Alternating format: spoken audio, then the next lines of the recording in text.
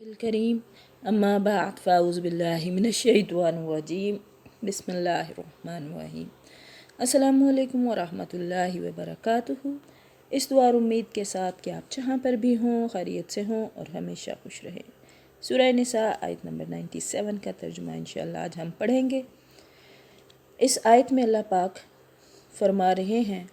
کہ جو لوگ اپنی جانوں پر ظلم کرنے والے ہیں، جب فرشتے ان کی روح قبض کرتے ہیں تو پوچھتے ہیں تم کس حال میں تھے۔ Let's start our today's lesson with the name of Allah, who is the Rahman and Rahim. اعوذ باللہ من الشیطان الرجیم بسم اللہ الرحمن الرحیم۔ آیت نمبر 97 of سورہ نساء۔ ان الذین، بے شک جو لوگ توفاہم الملائکۃ، وفات پا جاتے ہیں جو لوگ اپنی جانوں پر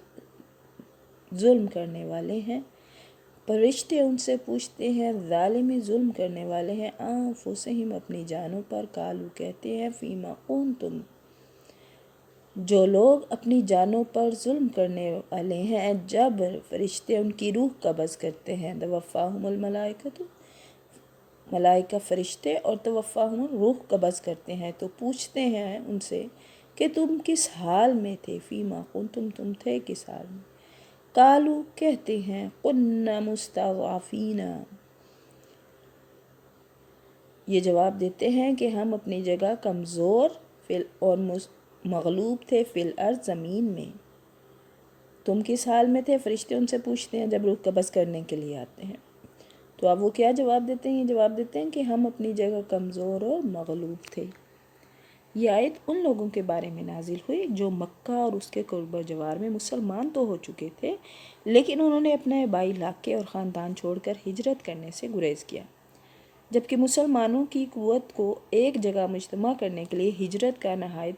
تاکیدی حکم مسلمانوں کو دیا جا چکا تھا۔ اس لیے جن لوگوں نے ہجرت کے حکم پر عمل نہیں کیا ان کو یہاں ظالم قرار دیا گیا ہے اور ان کا ٹھکانہ جہنم بتلایا گیا ہے، جس سے ایک تو یہ معلوم ہوا کہ حالات اور ظروف کے اعتبار سے اسلام کے بعض احکام کفر یا اسلام کے مترادف بن جاتے ہیں، جیسے اس موقع پر ہجرت اسلام اور اس سے گریز کفر کے مترادف قرار پائے۔ پھر دوسرے یہ معلوم ہوا کہ ایسے دارالکفر سے ہجرت کرنا فرض ہے جہاں اسلام کی تعلیمات پر عمل کرنا مشکل اور وہاں رہنا کفر اور اہل کفر کی حوصلہ افزائی کا باعث ہو۔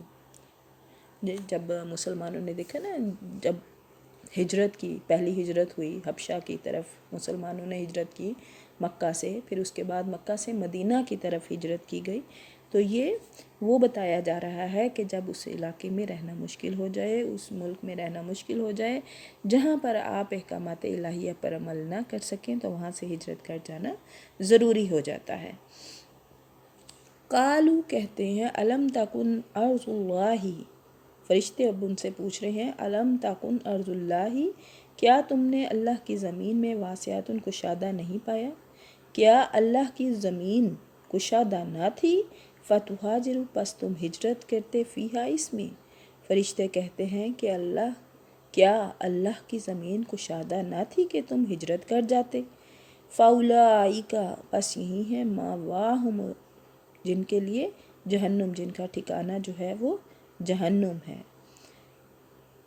یہی لوگ ہیں جن کا ٹھکانہ دوزخ ہے، اور ساءت مصیرا، وہ پہنچنے کی بری جگہ ہے، الا المستضعفین، مگر وہ کمزور لوگ، من الرجال، مردوں میں سے، والنساء، عورتوں میں سے، والولدان، اور بچوں میں سے، لا یستطیعون، جو نہیں طاقت رکھتے، حیلۃ، چارہ کی، یعنی کسی کا چارہ کار کی طاقت نہیں رکھتے، ولا یہتدون سبیلا، اور نہ کسی راستے کا علم ہے، مگر جو مرد، عورتیں اور بچے بے بس ہیں، جنہیں نہ تو کسی چارہ کار کی طاقت اور نہ کسی راستے کا علم ہے۔ اب یہ ان مردوں اور عورتوں اور بچوں کو اس ہجرت سے مستثنیٰ قرار دیا گیا ہے جو وسائل سے محروم ہوں، راستے سے بے خبر ہوں۔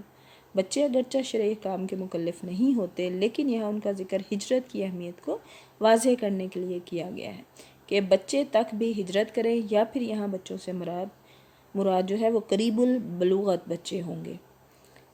فَأُولَٰئِکَ عَسَى اللَّهُ پس ہو سکتا ہے ان یعفو عنہم، بہت ممکن ہے کہ اللہ ان سے